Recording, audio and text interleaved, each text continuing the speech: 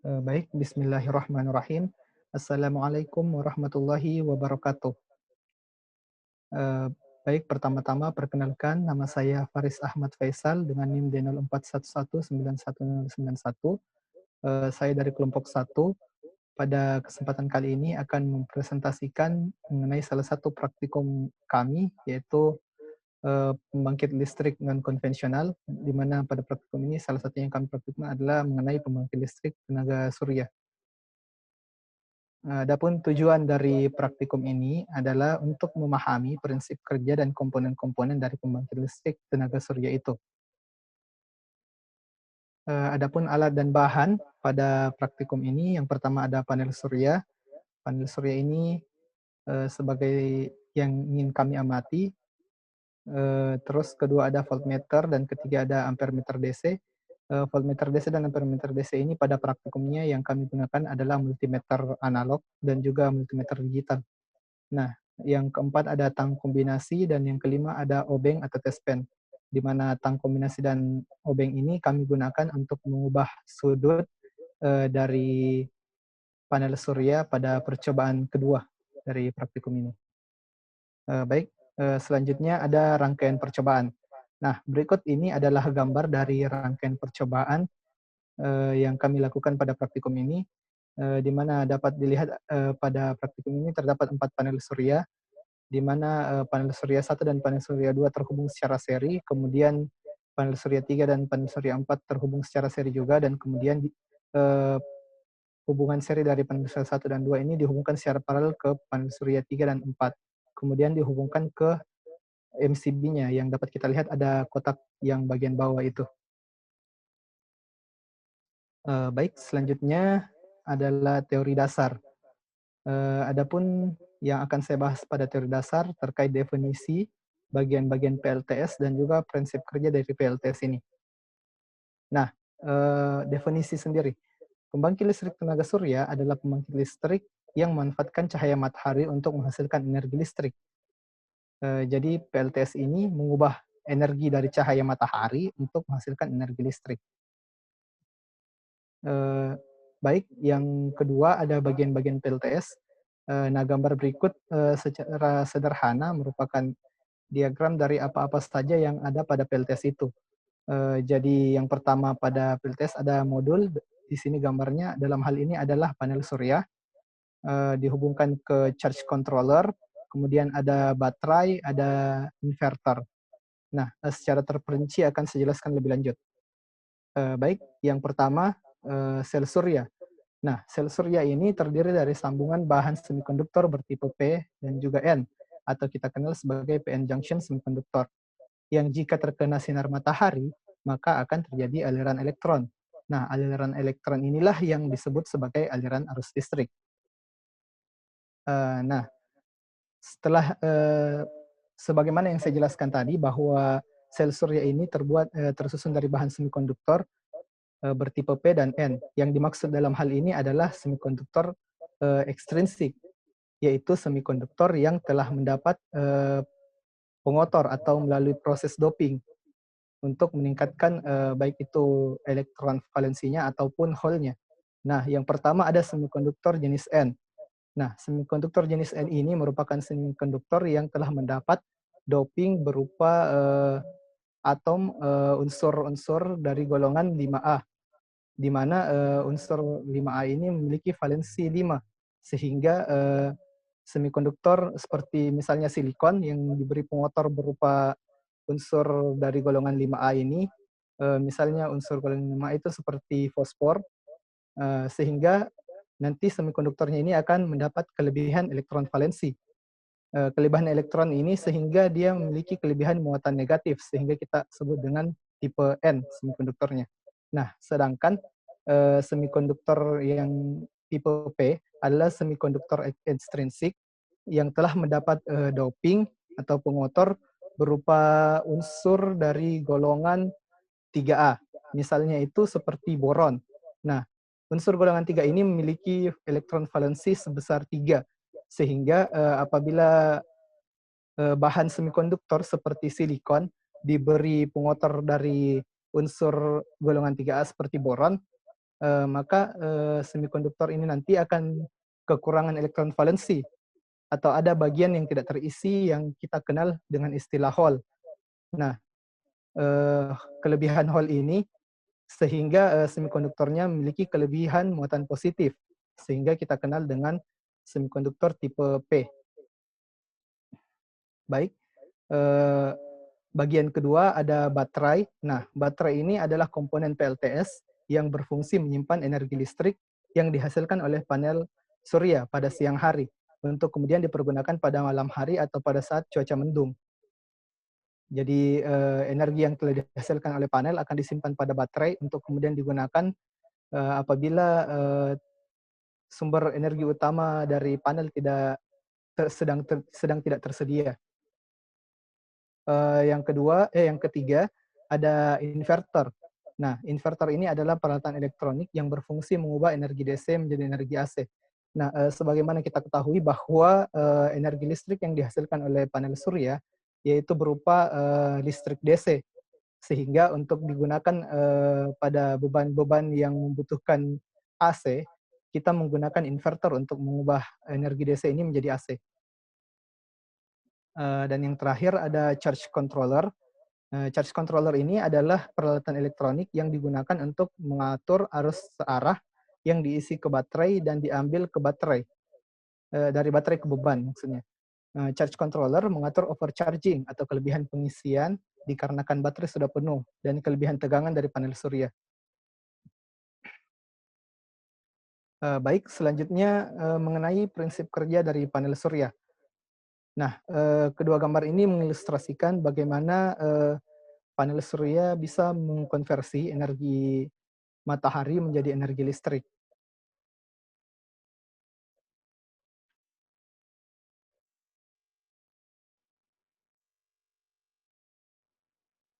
Eee, Sel surya pada umumnya menggunakan material semikonduktor sebagai penghasil elektron bebas. Nah, material semikonduktor adalah suatu padatan seperti logam yang konduktivitas elektriknya ditentukan oleh elektron valensinya.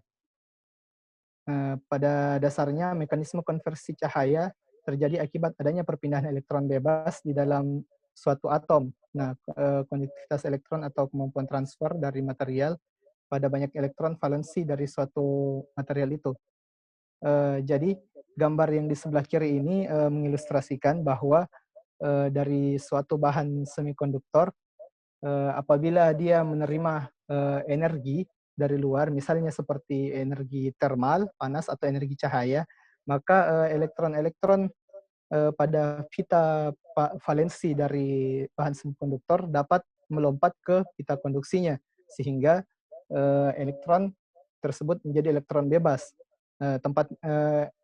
Peristiwa lepasnya elektron ini pada teori semikonduktor kita kenal sebagai, eee, peristiwa generation. Nah, Eee, tempat yang ditinggalkan oleh elektron bebas tadi kemudian berubah menjadi hole. Nah, hole ini kemudian dapat diisi oleh elektron dari tempat lain, yang kita kenal dengan peristiwa recombination. Nah, peristiwa, generation dan recombination ini yang terjadi secara terus-menerus yang menyebabkan terjadinya arus listrik pada bahan semikonduktor. Nah, itu tadi mengenai sedikit tentang teori semikonduktor. Nah, gambar di sebelah kanan ini menjelaskan, secara sederhana ini skema, bagaimana sel surya itu bekerja. Nah, pada saat, energi foton dari cahaya matahari menabrak, sel surya, di mana sel surya ini, susunannya seperti berikut, di mana tipe N yang di atas, kemudian ada tipe P. Nah, pada saat, foton menghantam, elektron pada sisi N, maka elektron tersebut akan terlepas kemudian, menjadi elektron bebas dan akan ditangkap oleh hole pada sisi tipe P semikonduktor. Nah, kemudian apabila, panel ini kita hubungkan ke suatu beban, maka, misalnya seperti lampu, maka akan terjadilah aliran listrik. Nah, kurang lebih seperti itulah bagaimana, pembangkit listrik tenaga surya ini bekerja. Baik, kita melangkah ke bagian selanjutnya, yaitu hasil pengamatan kami. Pada percobaan ini dilakukan, 2 pada praktikum ini saya maksud dilakukan 2 percobaan. Yang pertama, untuk meninjau pengaruh jumlah sel yang digunakan terhadap, tegangan yang dihasilkan, dan yang kedua untuk mengamati pengaruh sudut kemiringan dari panel surya terhadap tegangan yang dihasilkan. Nah, pada percobaan pertama, eee, yaitu tinjauan terhadap jumlah sel, kami lakukan dengan cara menutup, bagian-bagian dari panel surya dengan menggunakan kain, sehingga sebagian saja, dari panel surya atau hanya sebagian sel yang terkena sinar matahari. Kemudian kami mengamati bagaimana pengaruh hal tersebut terhadap, tegangan keluaran yang dihasilkan dari panel surya. Seperti dapat kita lihat pada tabel pertama, di sini pada saat 72 sel. Dalam hal ini 72 sel itu adalah satu panel surya. Jadi pada 72 sel ini kami tidak menutup, panel surya dengan kain.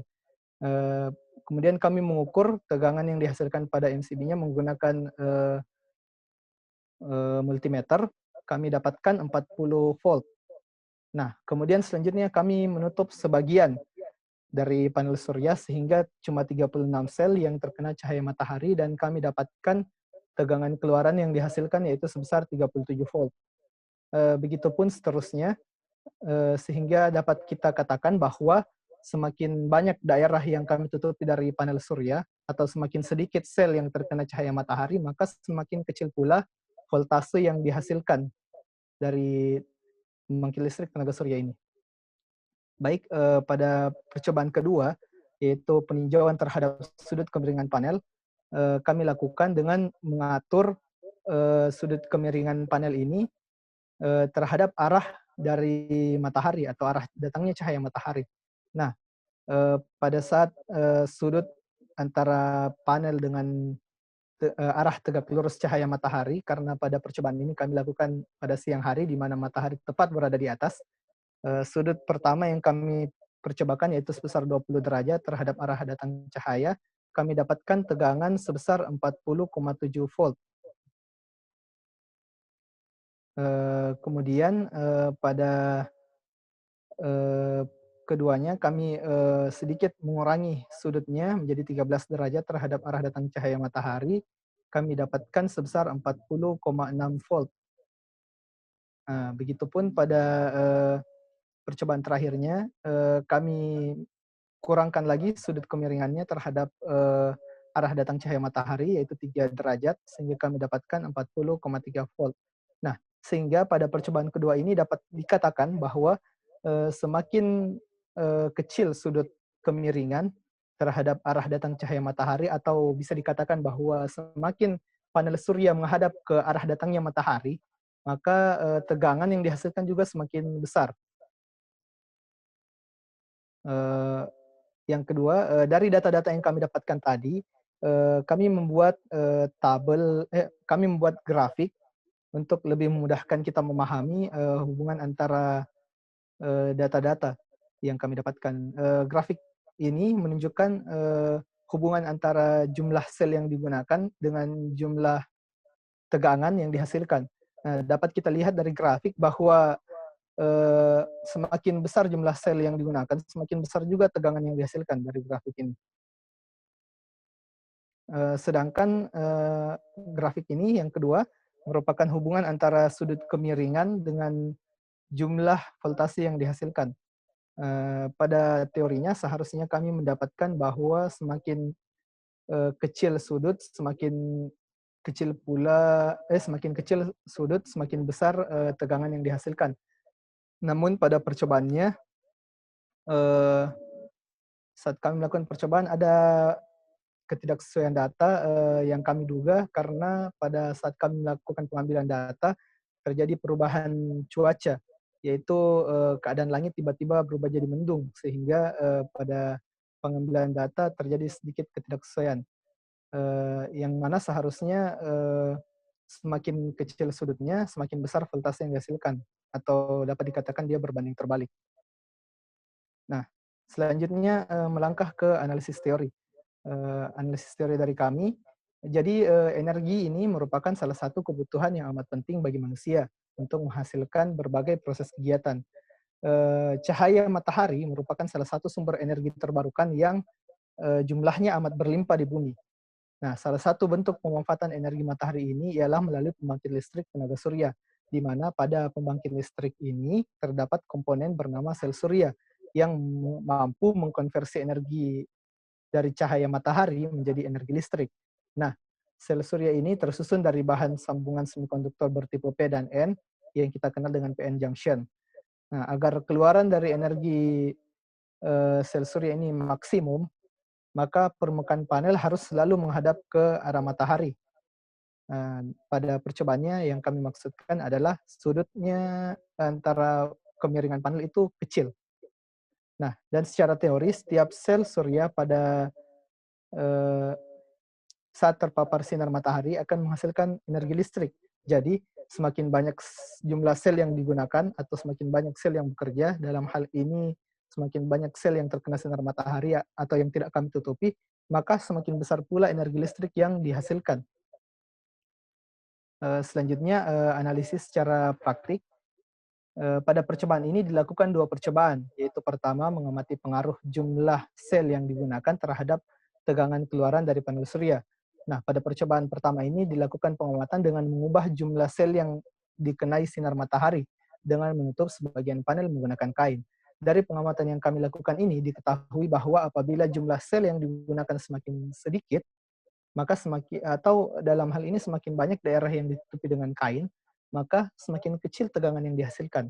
Nah, selanjutnya, pada percobaan kedua dilakukan pengamatan terhadap pengukuran pengaruh dari sudut kemiringan, panel dengan tegangan keluaran yang dihasilkan. Nah, pada percobaan ini kami dapatkan bahwa semakin kecil sudut kemiringan, semakin sel surya ini atau panel surya ini menghadap ke matahari, maka semakin besar pula tegangan keluaran yang dihasilkan dari panel surya. Dan juga sebaliknya. Namun, dari ketiga data yang kami dapatkan, terdapat satu data yang tidak sesuai, yaitu pada saat kemiringan 5 derajat, di mana tegangan keluarannya itu tidak sesuai dengan teorinya. Yang kami duga ini terjadi karena pengaruh cuaca pada saat kami melakukan pengambilan data, yaitu tiba-tibanya, cuacanya berubah menjadi mendung. Sedangkan 2 data yang kami ambil sebelumnya, keadaan cuacanya yaitu cerah. Baik, adapun kesimpulan dari percobaan ini, yang pertama, PLTS ini merupakan pembangkit yang mengubah energi dari cahaya matahari menjadi energi listrik.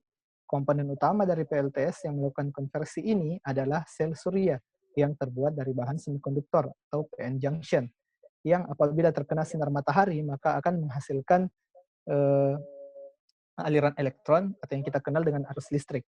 Nah, semakin banyak bagian panel surya atau jumlah sel yang terkena sinar matahari dari percobaan kami, maka semakin besar tegangan yang dihasilkan atau yang terukur pada eh, multimeter yang kami gunakan, dan begitu pula sebaliknya. Nah, yang ketiga, semakin kecil sudut kemiringan panel, atau dalam hal ini semakin panel menghadap ke matahari, maka semakin besar tegangan yang dihasilkan, dan begitu pun sebaliknya. Baik, itulah presentasi dari saya, dan apa yang dapat saya simpulkan dari percobaan yang kami lakukan pada praktikum PLNK ini. Terima kasih. Kurang lebihnya mohon dimaafkan.